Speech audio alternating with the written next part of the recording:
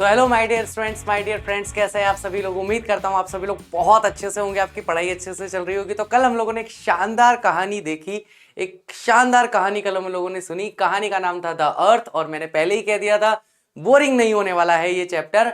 और यहाँ पर हम कोई अर्थ पर यानी कि पृथ्वी पर कोई निबंध या ऐसे नहीं पढ़ने वाले हैं।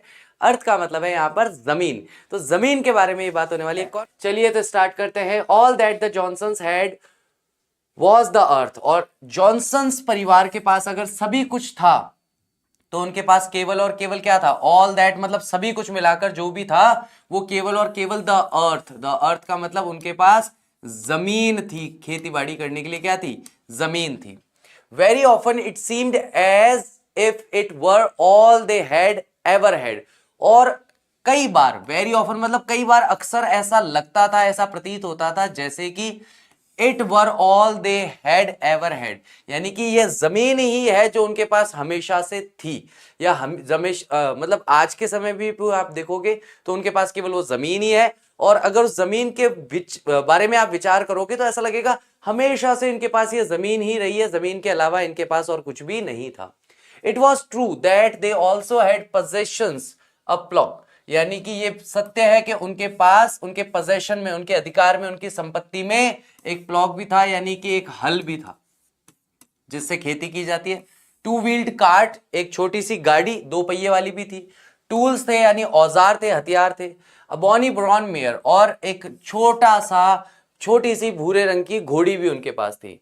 विच slowly drag the plug and the cart about their rough 4 एकड़ प्लॉट, जो कि स्लोली मतलब बहुत ही छोटी सी एक घोड़ी थी। और वह छोटी सी जो घोड़ी थी वह क्या करती थी? धीरे धीरे ड्रैग करती थी। ड्रैग का मतलब होता है घसीटना, खींचना या घसीटना। वह धीरे धीरे खींचती थी। किसको खींचती थी? तो उस हल को खींचती थी। और द कार्ट, वो छोटी सी जो एक कार्ट थी, दो पहियों वाली, जो घोड़ा गाड़ी नहीं होती, आपने देखा होगा कि घोड़ा ये ऐसी होती है। ये तो प्लग हो गया आपका, हल हो गया, है ना। घोड़ा गाड़ी कैसी होती है? जैसे दो पहिए वाली होती है, और इसके अंदर सामान्यतः बस इस तरह से एक लगा हुआ होता है, यहाँ पर एक और होता है, ये ऐसा होता है, और दूसरा टायर उस तरफ होता है, सेकंड साइड में वहां दूसरा टायर होगा। तो इसके यहाँ पर पे आप घोड़ी बांध दो तो सीधी हो जाएगी और वो उसको चलाने लगेगी, ठीक है। तो इस तरीके से हम थोड़ा समझ सकते हैं, घोड़ा गाड़ी थी दो पहिए वाली। ओके, देयर रफ 4 एकड़ प्लॉट, उनका जो रफ यानी खुरदुरा जो 4 एकड़ का खेत था। प्लॉट का मतलब यहाँ क्या है? खेत के अर्थ में है। कितने एकड़ का है? 4 एकड़। 4 एकड़ का उनके पास एक खेत था। But without the earth these things were useless, लेकिन पृथ्वी के यानी जमीन के बिना ये सारी चीजें बेकार थी। मान लो आपके पास घोड़ा भी है, आपके पास हथियार भी हैं, औजार भी हैं, आपके पास हल भी है, सब कुछ है, लेकिन अगर आपके पास जमीन नहीं है तो आप क्या करोगे? तो जमीन के बिना ये सारी चीजें बेकार थी। इट वॉज ट्रू, ये सत्य था, that they also had a son, के उनके एक बेटा भी था। फटाफट, बेंजॉय नहीं था, बेंजी था, ठीक है। The Johnsons' son was named Benjy, और जॉनसन्स का जो बेटा था, बेटा सन था, उसका क्या नाम रखा गया था? उसका नाम रखा गया था Benjy. And it was more than 30 years, और 30 साल से भी अधिक हो गए, since they had surrendered to the idea that he was not right in his head. और 30 साल हो गए थे जब से उन्होंने कभी भी इस आइडिया को सरेंडर नहीं किया था, इस विचार को कभी भी उन्होंने छोड़ा नहीं था कि वह अपने दिमाग में कुछ ठीक नहीं है। ही मतलब बेंजी जो है वॉज नॉट राइट, वो सही नहीं था अपने दिमाग में। मतलब उसका बेंजी का जो दिमाग था वो सामान्य बच्चों की तरह नहीं था, वह आम बच्चों की तरह नहीं था। It was not that he was insane, ऐसा भी नहीं है कि वह कोई पागल था, और इम्बेसाइल या फिर वह कोई मूर्ख था, और even that he could not read और राइट, और ऐसा भी नहीं था कि वह पढ़ नहीं सकता था या लिख नहीं सकता था। एंड काउंट फिगर्स, और ऐसा भी नहीं था कि संख्याएं नहीं जोड़ सकता था। But only that he was simple, बस इतना ही कि वो बहुत ही साधारण था। Not quite like other people, वह बाकी दूसरे लोगों की तरह नहीं था, यानी कि वह पागल भी नहीं था, मूर्ख भी नहीं था, पढ़ भी सकता था, लिख भी सकता था, अंकों को भी गिन सकता था, जोड़ सकता था। बस ये है कि बहुत ही साधारण था, बहुत ही सिंपल था, दूसरे बच्चों की तरह या दूसरे लोगों की तरह तेज तर्रार या चालाक नहीं था। And because he was their only son, और इसलिए क्योंकि वह उनका एकमात्र बेटा था, the Johnsons had spent many years being a little too kind. तो जॉनसन जो है यानी कि जॉनसन परिवार जो है, माता पिता, उन्होंने काफी साल बिता दिए उस पर बहुत ज्यादा, लिटिल टू काइंड यानी कि थोड़े, वैसे तो वो उस पर दया दिखाते ही थे, लेकिन क्योंकि उनका बच्चा थोड़ा सीधा बच्चा था, भोला भाला बच्चा था, तो वे बहुत ज्यादा दयालुता का व्यवहार उसके प्रति करते थे। टू एंक्शियस, बहुत ज्यादा चिंतित रहते थे, एंड टू सैक्रिफियल टूवर्ड्स हिम, और बहुत ज्यादा बली, बली मतलब बहुत ज्यादा कि अरे यार कुछ खाने का अगर घर में पड़ा है तो अरे उसको खिला दो, है ना, बहुत ज्यादा मतलब उसके लिए समर्पण की भावना रखते थे। यहां पर क्या है, सैक्रिफियल का मतलब बलि को छोड़ करके आप समर्पण कर लो, कि बहुत ही समर्पण की भावना रखते थे कि घर में अगर सब्जी कम है तो चलो भाई बेंजी को खिलाओ, रोटी में 2 रोटी है तो कोई बात नहीं, 2 रोटी बेंजी को खिला दो, अपन भूखे रह जाएंगे। तो वो सैक्रिफियल फीलिंग उनकी रहती थी अपने बच्चे के प्रति। So that he had grown up to seem worse, ताकि वह बड़ा हो सके और बड़ा होकर के जो भी मुसीबत, जो भी कुछ बुरा या जो भी कुछ गलत उसके जीवन में हो, उसका वह सामना कर सके। इन देयर आईज, उनकी आंखों में, ही रियली वॉज, वह वास्तविकता में ऐसा ही था। Benjy had the large loose limbs that often belong to the simple minded. तो उसके बड़े बड़े लार्ज और लूज मतलब बहुत ही ढीले ढाले लिम्स थे, हाथ पैर मतलब बिल्कुल यूं, हमेशा यूं ढीला सा पड़ा रहता था। एक होता है ना कुछ लोग तनके और यूं बिल्कुल सही तरीके से खड़े होते हैं, और कुछ लोग ऐसे वाला था। ठीक है, तो बहुत ही मतलब often belong to the simple minded and thick soft fair hair on his face. और ये मतलब ऐसा लगता था, ऐसा प्रतीत होता था कि वह बहुत ही सिंपल या सीधा साधा बच्चा है, एंड थिक, मोटे मोटे सॉफ्ट हेयर जो है वो उसके फेस पर दिखाई देते थे। ठीक है, he had the look of being a simple hearted man as well as a simple minded person। और उसको देखने से ही ऐसा लगता था, ऐसा प्रतीत होता था कि वह बहुत ही सिंपल हार्टेड, बहुत ही सादा दिल वाला, बहुत ही मतलब जिसका मन बिल्कुल साफ हो, स्वच्छ दिल वाला व्यक्ति है, साथ ही साथ सिंपल माइंडेड व्यक्ति है, बहुत ही साधारण बुद्धिमता या साधारण विचार रखता हो। हिज आईज वर ब्लू, उसकी आंखें ब्लू थी, and all day long he had a simple smile on his face, और पूरे दिन भर वह अपने चेहरे पर एक सिंपल सी स्माइल रखता था। But somewhere behind the blue eyes, लेकिन कहीं ना कहीं उन नीली आंखों के पीछे, द सिंपल स्माइल, और उस साधारण सी मुस्कुराहट के पीछे, द सॉफ्ट चाइल्डिश हेयर, और वो जो बच्चे जैसा सॉफ्ट चाइल्डिश जो बच्चा है, his simplicity seemed gradually to have become a kind of cunning, और जो उसकी सादगी थी, ऐसा लग रहा था, ऐसा प्रतीत हो रहा था कि धीरे धीरे धीरे धीरे धीरे वो एक तरह का कपटी इंसान होता जा रहा है, कि मतलब बिल्कुल ऐसा सीधा साधा भोला भाला दिखने वाला इंसान और हमेशा अपने चेहरे पर मुस्कान रखने वाला इंसान। ऐसा लग रहा था कि मन ही मन अंदर ही अंदर कहीं ना कहीं उसके मन में छल और कपट जो है वो वास कर रहे हैं, और वह अपनी इस मुस्कुराहट से और अपनी इन ब्लू आईज के साथ में और ये जो सीधापन भोलापन है उसके पीछे वो इन सारी चीजों को छुपा रहा था। It was more than 30 years, 30 साल से अधिक हो गए, since the Johnsons realising that he was not quite like others. उस बात को 30 साल हो गए जब उन्होंने ये समझा, इस बात को महसूस किया कि वह बच्चा जो है वह दूसरों की तरह नहीं था। हैड टेकन बिंजी टू डॉक्टर, और इसलिए वो बिंजी को कहां ले गए, डॉक्टर के पास बेंजी को ले गए। The doctor had persuaded them that he needed interest that would strengthen his mind. Doctor ने उन्हें राजी किया, आश्वस्त करते हुए कहा, राजी करते हुए कहा कि उसे कुछ दिलचस्प चीजें चाहिए जिससे कि उसके माइंड को, उसके दिमाग को थोड़ा सा मजबूत बनाया जा सके।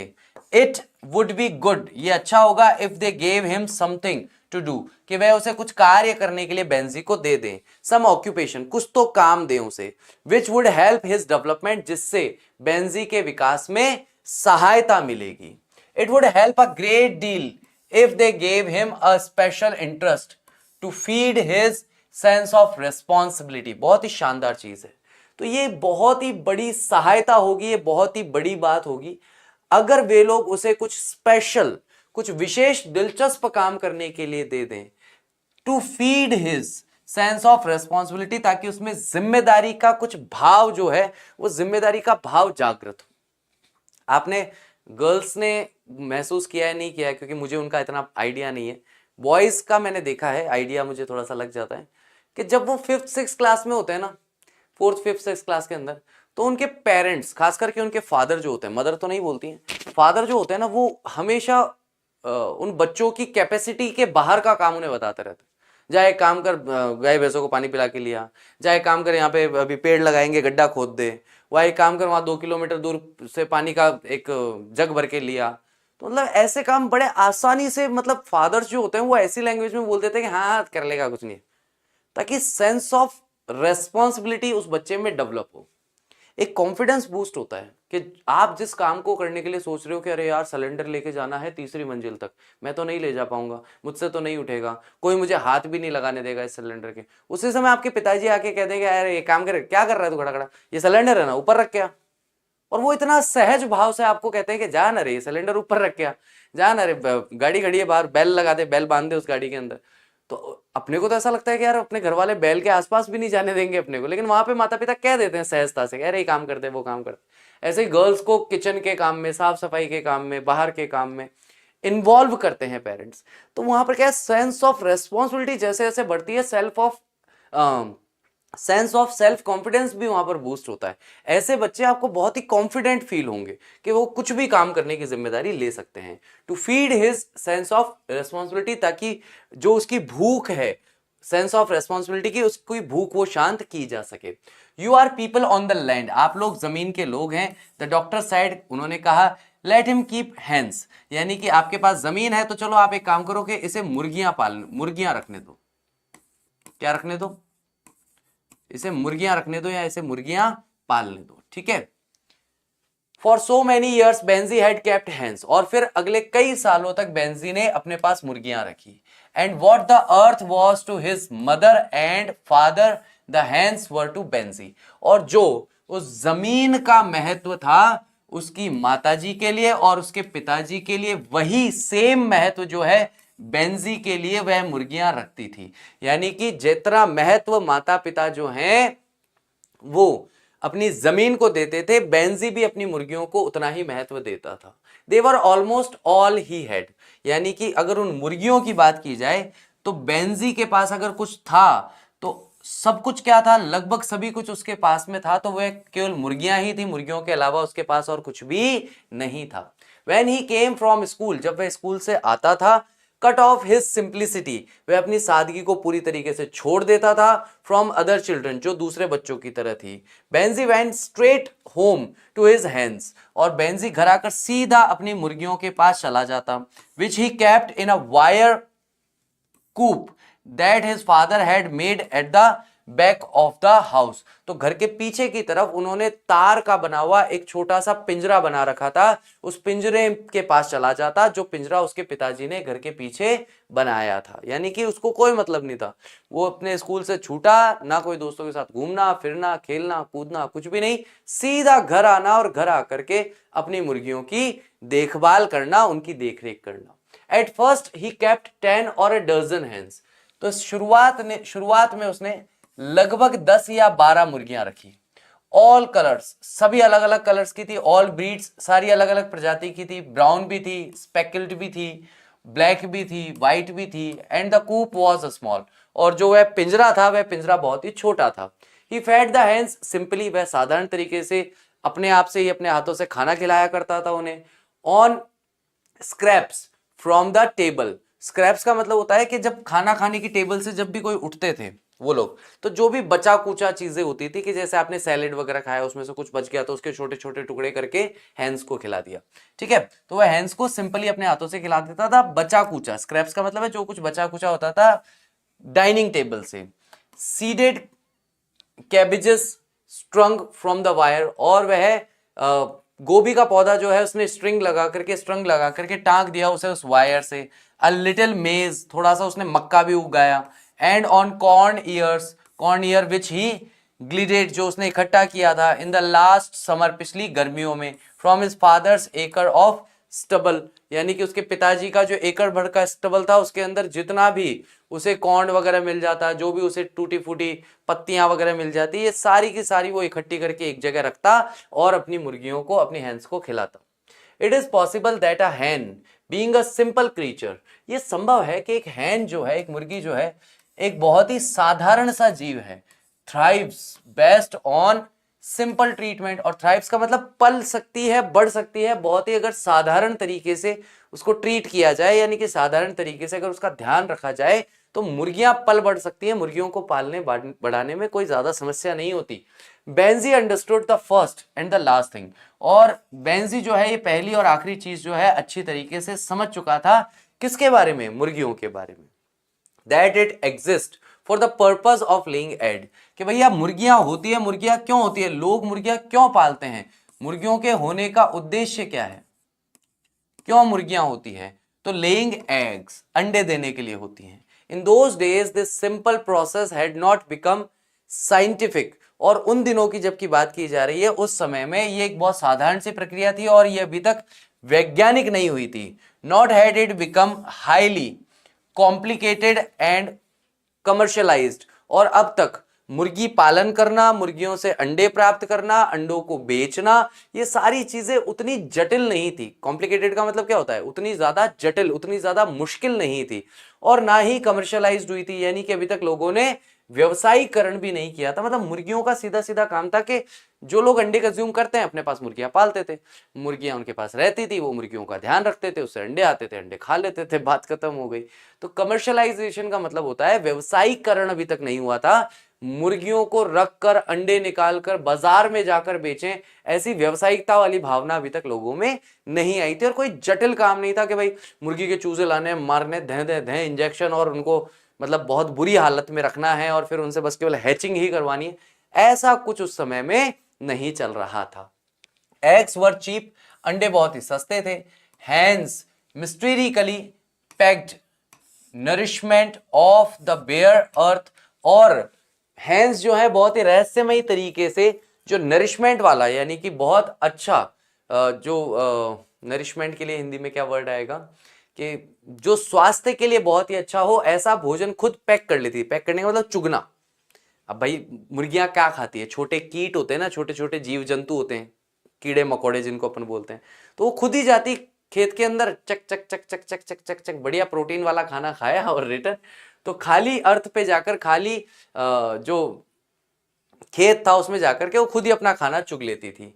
दे सेट इन अ होममेड नेस्टिंग बॉक्स, और वे घर का बनाया हुआ एक नेस्टिंग बॉक्स यानी घोंसले की तरह बनाया हुआ एक बक्से में बैठती, ऑन स्ट्रॉ, जो कि स्ट्रॉ से बनाया गया था, तिनके बोलते हैं, है ना।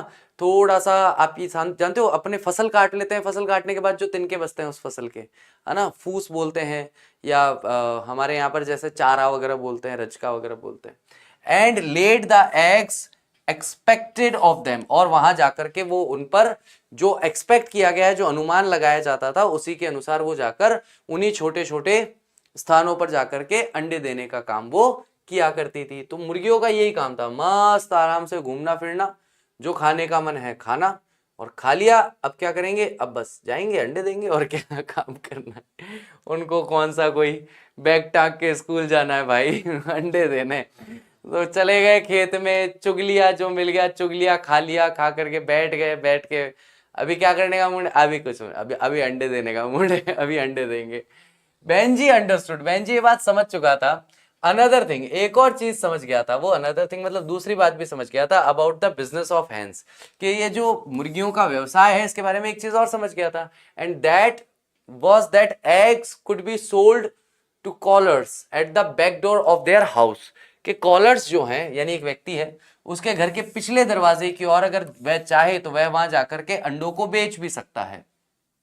He scores and half scores and fivers, and the money from these eggs was put carefully, almost religiously, into a large white basin that stood on the top shelf of the kitchen cupboard. The basin was beyond Benji's reach. तो वह जानता था कि भाई कुछ उसे कभी 1 रुपया मिल जाएगा, कभी आधा रुपया मिल जाएगा, कभी 4-5 रुपए मिल जाएंगे, और इस तरीके से ये जो पैसा है इन अंडों से जो प्राप्त किया जाता था उसे बहुत ही सावधानी पूर्वक तरीके से, लगभग जैसे कि धार्मिक रूप से हम कोई कार्य करते हैं तो धार्मिक कार्य में हम कितनी सावधानी से करते हैं, उतनी ही सावधानी से वह उन्हें जाकर के एक बड़े से सफेद रंग के बक्से में रख देता था। एक व्हाइट कलर का बॉक्स था, उसमें रख देता था। तो उसे कहाँ रखता था, दैट स्टूड, वह बॉक्स कहाँ पर था, तो वह टॉप शेल्फ पर था। किचन के अंदर जो कबर्ड थी, किचन के अंदर जो अलमारी थी, उसके सबसे ऊपर था। तो बेसिन यानी कि वो जो बॉक्स था वो बेंजी के हाथों से या बेंजी की पहुंच से परे था। वह जो बॉक्स था जिसमें उसके पैसे रखे जाते थे वो बेंजी की पहुंच से परे था, यानी कि बेंजी अगर खुद चाहे तो हाथ ऊपर करके पैसा उसमें नहीं डाल सकता था। बट वन डे, लेकिन एक दिन, his mother would tell him, उसकी माताजी ने उसे कहा, the money will be yours, पैसा तुम्हारा ही रहेगा। यू अंडरस्टैंड, तुम इस बात को समझते हो। Your father and me are going to save the money, तुम्हारे पिताजी और मैं जो पैसा तुम हमें दे रहे हो वो हम तुम्हारे लिए ही बचाएंगे। व्हेन देयर इज इनफ, जब पर्याप्त पैसा हो जाएगा, we shall put it in the bank, तब हम इसे बैंक में डाल देंगे। द बैंक गिव इंटरेस्ट, और बैंक आपको इस पैसे पर ब्याज देगा, ऑन इट, इस पैसे पर। एंड देन वन डे, और तभी एक दिन, व्हेन यू आर 21, जब तुम 21 साल के हो जाओगे, इट विल बी योर्स, ये पैसा तुम्हारा होगा बाय राइट्स, संपूर्ण अधिकारों के साथ। It will be yours and you can do whatever you like to do with it, और ये पूरा पैसा तुम्हारा हो जाएगा और तुम जो भी करना चाहो इस पैसे के साथ कर सकते हो। डू यू अंडरस्टैंड, क्या तुम समझते हो, क्या तुम समझे मेरी बात को। And Benji would simply smile at his mother and से यस, और बेंजी अपनी माताजी को देखकर केवल मुस्कुराता है और कहता है हाँ। ही अंडरस्टूड, वह उस बात को समझ गया था। एट टाइम वेंट, जैसे जैसे समय, सॉरी, एज टाइम वेंट, जैसे जैसे समय बीतता गया, जैसे जैसे समय निकलता गया, Benjy began to keep many more hens, जैसे जैसे वक्त बीतता रहा वैसे वैसे बेंजी और ज्यादा से ज्यादा मुर्गियां लाता रहा। Soon there were more eggs than could be sold at the back door, अब उसके पास, वह जाकर के पीछे वाले दरवाजे पर जाकर के अंडे बेचे, उससे ज्यादा अंडे उसके पास होने लगे, यानी कि जितने अंडे उसके पास हो रहे थे वो अपने गांव में ही सारे अंडे नहीं बेच पा रहा था। एंड बाय द टाइम, और इस समय तक, बेंजी हैड लेफ्ट स्कूल, वह स्कूल जाना छोड़ चुका था। एट 14, 14 साल की उम्र में उसने स्कूल जाना बंद कर दिया था। ही हैड 40 और 50 हैंस, अब उसके पास लगभग 40 या 50 मुर्गियां थी। And about as many laying pullets, और इतने ही अंडे भी पड़े थे जिससे और मुर्गियां तैयार होने वाली थी।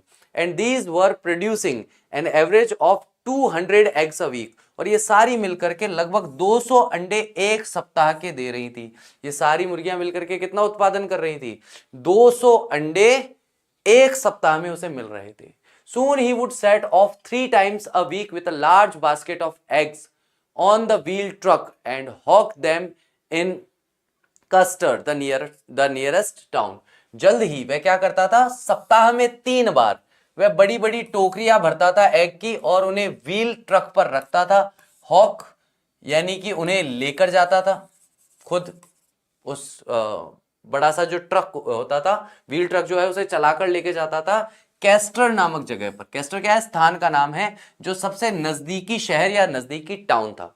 By this time the money no longer went into the basin, और ये समय आते आते अब वो जो बेसिन था, वो छोटा सा बक्सा था, उसके अंदर अब पैसा नहीं जाता था, but straight into the bank, बल्कि वो पैसा सीधा बैंक में जाता था। Benji could read and a year or 2 afterwards he read in a paper that it was better to segregate breeds of hens, keeping white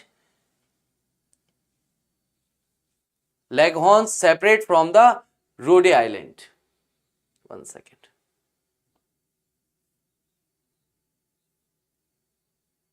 चलिए, तो जल्द ही उसे इस बात में, एक बार जब वह पढ़ता रहता था और 1 या 2 साल के बाद उसने पढ़ा एक न्यूज़पेपर के अंदर कि भाई ये बेहतर रहेगा कि सेग्रेट कर दिया जाए। सेग्रेट किसको करना है, सेग्रीगेट किसको करना है, सेग्रीगेट का करने का मतलब है अलग अलग करना। किसको अलग अलग करना है, तो भाई जो मुर्गियों के प्रकार हैं, अलग अलग मुर्गियों के प्रकार हैं, उन्हें अलग रखना चाहिए। जैसे व्हाइट लेगहॉर्न्स करके एक मुर्गी है, उसको अलग रखना चाहिए, किससे, रोडे आइलैंड्स की जो मुर्गियां हैं उनसे। और यंग मुर्गियों को, यानी कि छोटी मुर्गियों को, बड़ी बूढ़ी या वृद्ध जो है मुर्गियां हैं, उनसे अलग रखा जाना चाहिए। दिस मेंट, इसका मतलब था new coops, and at the same time Benzi read that hens needed air and exercise and dry hygienic places to sleep, और इसका मतलब यह था कि नए कूप्स की जरूरत थी, ज्यादा नए बड़े पिंजरों की आवश्यकता थी। और साथ ही साथ बेंजी ने उस समय यह भी पढ़ा कि जो मुर्गियां होती है उन्हें हवा की भी जरूरत होती है और उन्हें व्यायाम कराने की भी जरूरत होती है, मतलब उनको भागने दौड़ने के लिए जगह चाहिए। तो एक्सरसाइज जितना भागेंगी दौड़ेंगी उतना ज्यादा उनका उत्पादन बढ़ेगा। और ड्राई यानी कि सूखा, हाइजीनिक, सूखा और स्वच्छ स्थान होना चाहिए उनके सोने के लिए। Benji was very strong and understood. Benji बहुत ही ज्यादा मजबूत था, स्ट्रॉन्ग व्यक्ति था और वह समझ गया।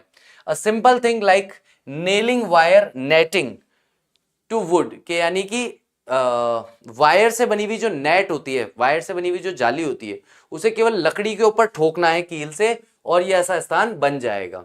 ठीक है। And began himself to build new houses, और उसने खुद ने नए हाउसेस और नए कूप्स जो हैं वो बनाना शुरू कर दिया। किन के लिए? नई और सेग्रीगेटेड बीड्स के लिए, ब्रीड्स के लिए, फॉर हैंस, यानी कि जो नई आई थी जिसको इसने पृथक पृथक कर दिया था, अलग अलग कर दिया था, उन सारी की सारी मुर्गियों के लिए, नई मुर्गियों के लिए अलग बाड़ा, पुरानी मुर्गियों के लिए अलग स्थान, नए नए पिंजरे, नए नए बड़े वाले पिंजरे, ये सारी चीजें उसने बनाना खुद से शुरू कर दिया। For all this he needed space, और इन सारी चीजों के लिए उसे क्या चाहिए था? ज्यादा स्थान चाहिए था। And so his father and mother give him a strip of land, इसीलिए उसके माता पिता ने एक छोटा सा भूमि का टुकड़ा या भूमि की पट्टी उसे दे दी। Running from the back of the house half way across the field. Field नहीं होगा, ये फील्ड होगा, ये वर्ड गलत है, फील्ड है ना। तो यहां पर एक भूमि का टुकड़ा उसे दे दिया जो घर के पीछे से लेकर के और आधी जमीन तक चलता था, ऐसा एक पतला सा टुकड़ा उसे दे दिया। इन दिस वे, इस तरीके से, they gave him something more precious than they had ever given before, और इस तरीके से माता पिता ने उसे कुछ और ज्यादा कीमती चीज दे दी थी जैसा कि आज तक उन्होंने पहले दिया था। तो पहले जो कुछ दिया था उससे ज्यादा कीमती चीज अब उन्होंने दी थी। फॉर द फर्स्ट टाइम, पहली बार, विदाउट फुली रियलाइजिंग, बिना इस बात को पूरी तरीके से महसूस किए, they gave him a piece of the earth, यानी कि उन्होंने उसे जमीन का एक टुकड़ा दे दिया था जिस पर वो अच्छी तरीके से अपना काम कर सकता था। All this time they themselves had struggled, और इस पूरे समय के दौरान जो उसके माता पिता है वे स्वयं भी संघर्ष कर रहे थे, बहुत कठोर या परिश्रम कर रहे थे, बहुत कठोर संघर्ष कर रहे थे। And almost vainly with the earth, और लगभग उस अर्थ पे, उस पृथ्वी पर, उस जमीन पर जितना भी वो काम कर रहे थे वो सारा वेनली था। वेनली मतलब व्यर्थ ही हो रहा था, क्योंकि जितनी भी ज्यादा वो कोशिश कर रहे थे उस जमीन पर कुछ उगाने की, वो कुछ उगा ही नहीं पा रहे थे। At the back of their minds lay a precious belief that Benjy would one day grow out of his simplicity, और अपने मन में, अपने मस्तिष्क में पीछे ही पीछे वह एक बहुत ही बेशकीमती विश्वास को पाल रहे थे कि एक दिन ऐसा आएगा कि बेंजी जो है वह अपनी सिंप्लिसिटी या अपनी सादगी से बाहर निकल आएगा। इन द सेम वे, बिल्कुल उसी तरीके से, दे चेरिश्ड अ साइलेंट बिलीफ, वे पाल पोस कर बड़ा कर रहे थे एक शांत विश्वास को, चुपचाप अपने मन ही मन में उस बिलीफ को बढ़ा रहे थे।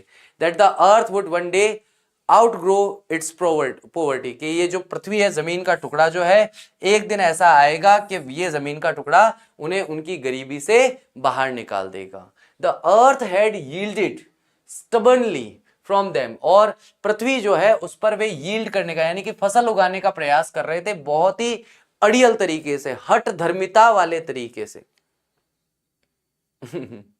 हठ धर्मिता से, यानी कि बहुत ही जिद करके उस पर लगे पड़े थे कि फसल उगाएंगे। एंड द रीजन, और कारण क्या था? लाइक बेंजी, बेंजी की तरह वॉज सिंपल, बिल्कुल साधारण था। The reason was not in the earth, और कारण जो है वह उस जमीन में नहीं था, बट इन देमसेल्फ, उनके खुद के अंदर था।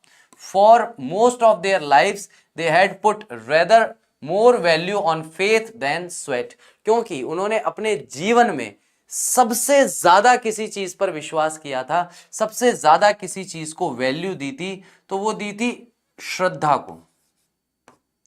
ये विश्वास नहीं है प्रीति, भगवान में श्रद्धा, बल्कि उसे किसे देना चाहिए था? उन लोगों को। स्वेट की जगह उन्होंने फेथ को बहुत ज्यादा वैल्यू दी थी, फेथ को बहुत ज्यादा इंपॉर्टेंट उन्होंने माना था कि भाई नहीं नहीं, हम मानते हैं भगवान सब अच्छा करेगा, परमपिता सब बढ़िया करेगा। तो वो उस फेथ में ही अपना जीवन जी रहे थे। और खास करके ये जो फेथ है ना, ये धार्मिक फेथ में ज्यादा बात करता है, कि धार्मिक के भगवान में ही ऐसी अंधी विश्वास करके बैठ जाना कि देखो भाई, जिसने पृथ्वी पर भेजा है वो खाने के लिए भी कुछ ना कुछ दे ही देगा। तो वो उस तरह की विचारधारा से अपना जीवन जी रहे थे। खुद के पसीने पर ज्यादा विश्वास उनको नहीं था, बल्कि भगवान में ज्यादा विश्वास करके वे जीवन को जी रहे थे। ठीक है, चलिए गाइस, तो जैसा तैसम रजा ने कहा, आज के लिए इतना ही। इसके आगे का चैप्टर हम लोग कल कंटिन्यू करेंगे, कल देखेंगे। तो गाइस मैं